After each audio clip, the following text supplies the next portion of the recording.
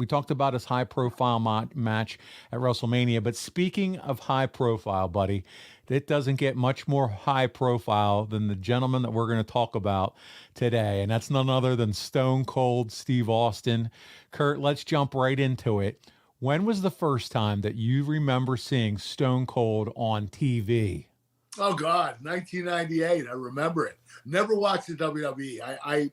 I would catch things growing up, and I wasn't really that interested because I always shied away from it because I was in amateur wrestling, and a lot of the amateur wrestling community felt that it was a slap in the face that pro wrestling was considered above amateur wrestling, which it's not. It's a completely different career.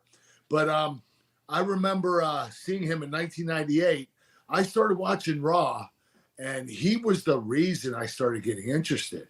He was my motivation. He's the guy I wanted to be when I came to WWE. I wanted to be Stone Cold Steve Austin. I even had a leather jacket down in Memphis when I was training in Memphis. I wanted to be Stone Cold. So seeing him on TV, he's the one that inspired me to become a pro wrestler. Dude, a leather jacket. You're just a goatee away with your look now. You got the icy blue eyes, the bald dome. You just needed the goatee. I'm not quite as good looking as him, though.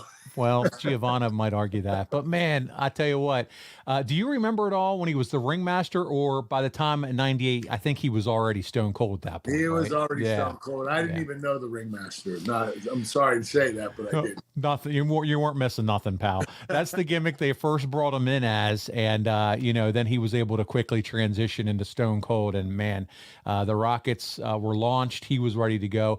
So you see him on TV. You're hooked. Hey, I do want to do this with my career. I want to start training and figuring it out.